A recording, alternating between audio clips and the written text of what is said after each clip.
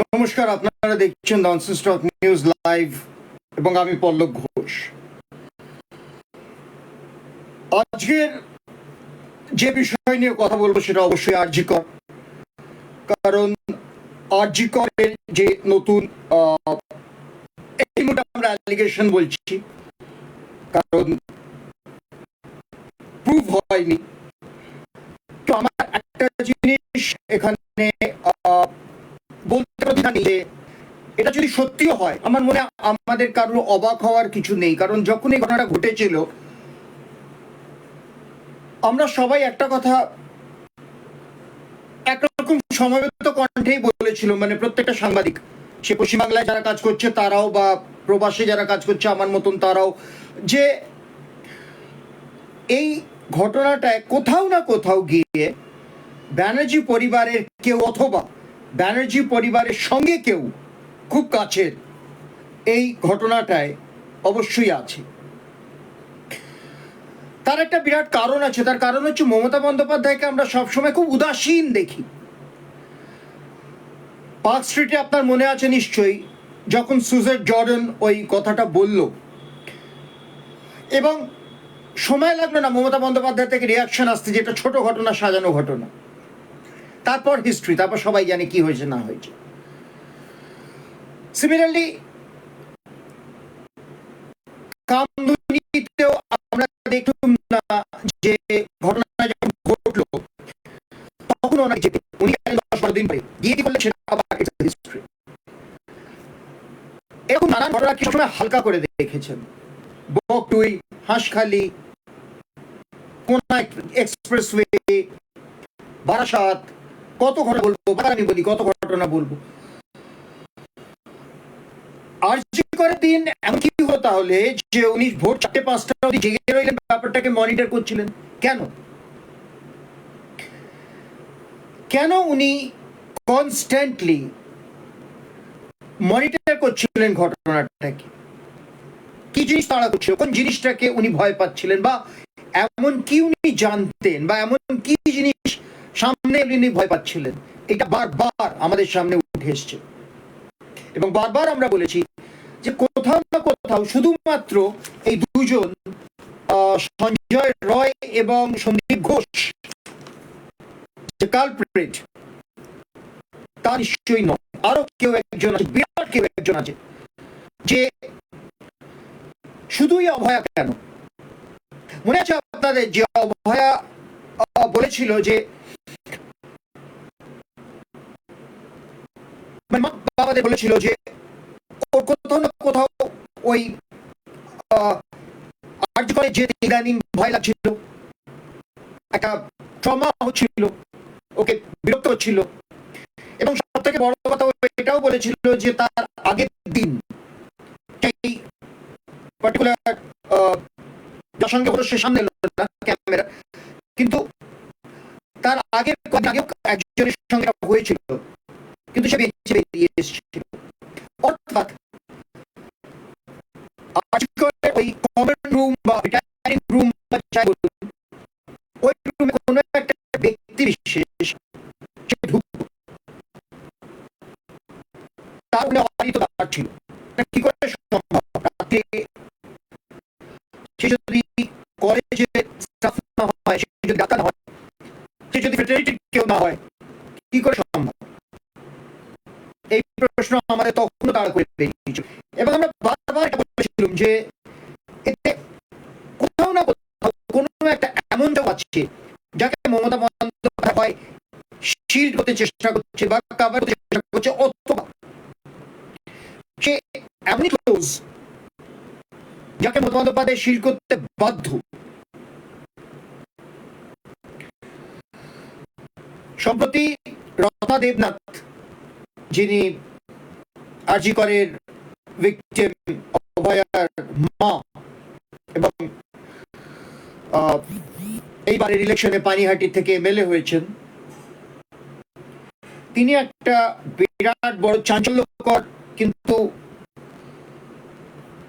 একটা বিরাট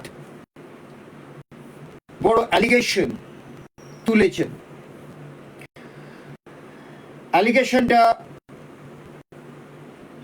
আবেশ ব্যানার্জি থেকে উঠছে। কে আবেশ ব্যানার্জি? আবেশ ব্যানার্জি হলো কার্তিক ব্যানার্জি অর্থাৎ মমতা বন্দ্যোপাধ্যায়ের ভাই, তার ছেলে।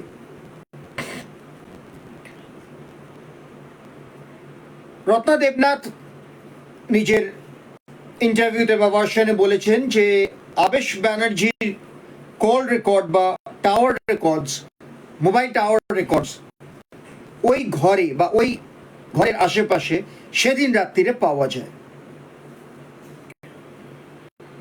এবং রত্না দেবনাথ আরো কয়েকটা কথা বলেছেন যেগুলো খুব ইম্পর্টেন্ট। তার মধ্যে একটা তো ভীষণই ইম্পর্টেন্ট, সেটা হচ্ছে যে উনি বলছেন যে উনি জানেন না কেন এই বিশেষ করে এই তিনজন এমএলএ, নির্মল ঘোষ মানে তৎকালীন এমএলএ, এখন তো এরা বিদায় হয়েছে, পানিহাটি মিউনিসিপ্যাল চেয়ারম্যান সোমনাথ দে, যিনি অ্যাকচুয়ালি পুরো ইনিশিয়েটিভটা নেন এবং ওনার থেকে একরকম বডি ছিনিয়ে নিয়ে চলে যান, আর কাউন্সিলর সঞ্জীব মুখার্জি, অবশ্যই এরা মমতা বন্দ্যোপাধ্যায়ের চামচা, মমতা বন্দ্যোপাধ্যায়ের কথাতে, মমতা বন্দ্যোপাধ্যায়ের উংলি হিলনে এই কাজগুলো করেছে, স্বাভাবিক, সেটা বোঝাই যাচ্ছে। তো রত্না দেবনাথ বলছেন যে সেদিন পোস্টমর্টম হওয়ার সঙ্গে সঙ্গে এরা বডি একরকম ছিনিয়ে নিয়ে চলে যায়, গ্রিন করিডোর তৈরি করা হয়। এটা একটা বিরাট বড় প্রশ্ন রত্না দেবনাথ তুলেছেন এবং আমার মনে হয় এইখান থেকে অনেক কিছু বেরোবে এবং সুতরাং অনেক এখন লোকের এখানে এক এক করে তাদের, আমার মনে হয় তারা সামনে আসবে, যাদের এভিডেন্স বা যাদের খুব দরকার হবে। তার কারণ হচ্ছে যে ঠিকই কথা, কারণ আমরা সবাই জানি যে গ্রিন করিডোর ডেড বডির জন্য তৈরি হয় না। গ্রিন করিডোর তৈরি করা হয় যখন মানুষটা বেঁচে থাকে, maybe in the last leg of his or her life, হয়তো এক্ষুনি মারা যাবে, তখন গ্রিন করিডোর তৈরি করা হয়। বিশেষত তখন যখন সেই পেশেন্ট তার দেহদান করে গেছেন বা অঙ্গদান করে গেছেন, সেই জন্যে সেই চোখ, লিভার, কিডনি, হার্ট ইত্যাদি ইত্যাদি, যাতে ব্রেন যাতে ঠিকভাবে বের করে নেওয়া যায়, ডাক্তারি নিয়ম কানুনে যেটা আর কি, যে এত ঘন্টার আগে বের করে নিতে হয়,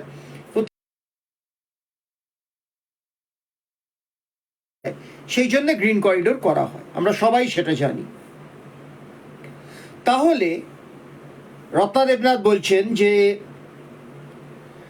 সেদিন রাত্রিরে গ্রিন করিডোর করে অভয়ার বডি পানিহাটি ক্রিমেশন গ্রাউন্ডে নিয়ে যাওয়া হয় কেন?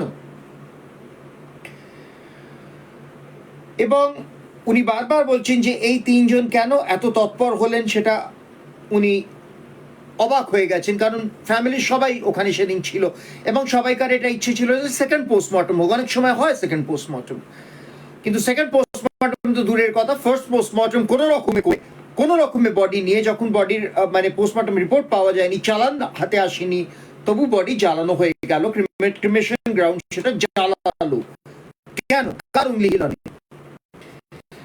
এবং রত্না দেবনাথ বারবার আঙুল তুলছেন নির্মল ঘোষ, তৎকালীন MLA, Panihati municipal chairman Somnath De ও কাউন্সিলর সঞ্জীব মুখার্জি। এই প্রশ্নের উত্তর আমার মনে হয় আগামী দিনে যে পুলিশ অফিসারগুলো এই কেসটার সঙ্গে যুক্ত, যারা অবশ্যই এখন তাদের হয় সরানো হয়েছে, অপসারণ করা হয়েছে শুভেন্দু অধিকারী আসার পরে, কমেন্ডেবল কাজ করেছেন শুভেন্দু অধিকারী, কিন্তু তাদেরও জবাব দিতে হবে, কারণ গ্রিন করিডোর কেন করা হলো? সেদিন ট্রাফিকে যারা ছিল, যে পুলিশ অফিসারগুলো সেই সময় প্রেস কনফারেন্সে বড় বড় কথা বলতো, যারা প্রেসকে একরকম চুপ করাতে চেষ্টা করত, অথরিটেটিভ স্টাইলে কথা বলতো, এবং বিনীত গোয়েল তো আগেই অপসারণ হয়ে গেছে, বিনীত গোয়েলের নামে আর কি বলবো, বিনীত গোয়েল যাকে মমতা বন্দ্যোপাধ্যায় সেদিন পুরো দায়িত্ব দিয়েছিলেন হাসাব করার, হাসাবটা আমি বলছি না, হাসাবটা সুপ্রিম কোর্ট নিজের হিয়ারিংয়ে বলেছে যে ওয়েস্ট বেঙ্গল গভর্নমেন্ট এই কেসটাকে হাসাব করতে চেষ্টা করা হয়েছে। এবং তড়িৎ ঘড়িৎ সিন অফ দ্য ক্রাইম যেটাকে রিক্রিয়েট করা হয়, যেখানে ভিসেরা পাওয়া যায়, যেখানে স্পার্ম পাওয়া যায়, এক্ষেত্রে সেটাকে পর্যন্ত রিনোভেট করে সেখানে নতুন রং করে সেটাকে একটা নতুন রূপ দেয়া হলো খুব শিগগিরই। তো এই প্রশ্নগুলো এবার মমতা বন্দ্যোপাধ্যায়কে করার সময় এসছে, এই প্রশ্নগুলো এবার অভিষেক ব্যানার্জিকে করার সময় এসছে। আবেশ ব্যানার্জি তো অবশ্যই জবাব দেবে, কারণ আবেশ ব্যানার্জি এগেনস্টে আঙুল উঠেছে, আবেশ ব্যানার্জির এগেনস্টে অ্যালিগেশন এসছে যে আবেশ ব্যানার্জি সেদিন সেই ঘরে ছিল, এবং সব থেকে বড় কথা Abesh Banerjee was directly involved allegedly with the killing of Abhaya. সুতরাং আবেশ ব্যানার্জিকে তো জবাব দিতেই হবে।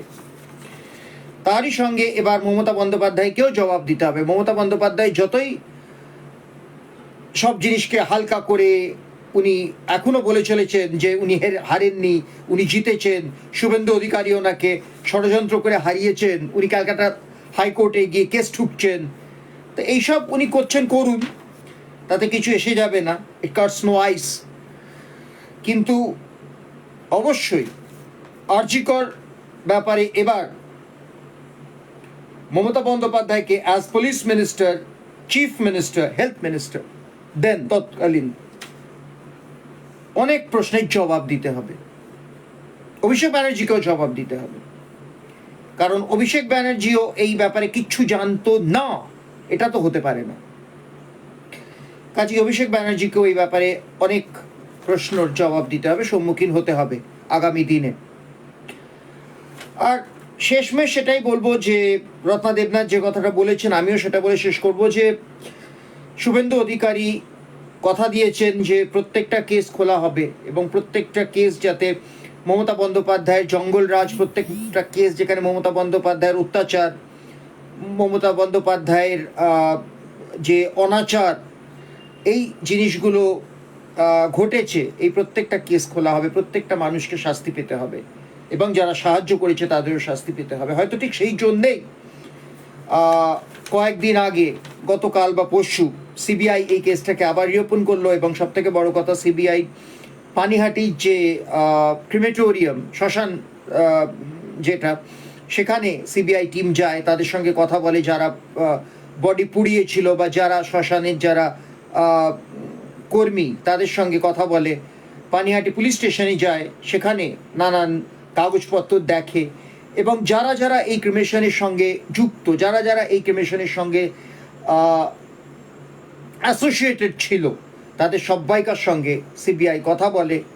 জেরা হয়তো এখনো সেভাবে হয়নি, কিন্তু আগামী দিনে নিশ্চয়ই জেরা হবে, পার্টিকুলারলি মমতা বন্দ্যোপাধ্যায়, অভিষেক ব্যানার্জি এবং সবথেকে বড় কথা নির্মল ঘোষ, সোমনাথ দে এবং সঞ্জীব মুখার্জির কে তো নিশ্চয়ই জেরায় ডাকা হবেই, কারণ এরা তৎপর হয়ে বডি ছিনিয়ে নিয়ে যায় অ্যাকর্ডিং টু রত্না দেবনাথ।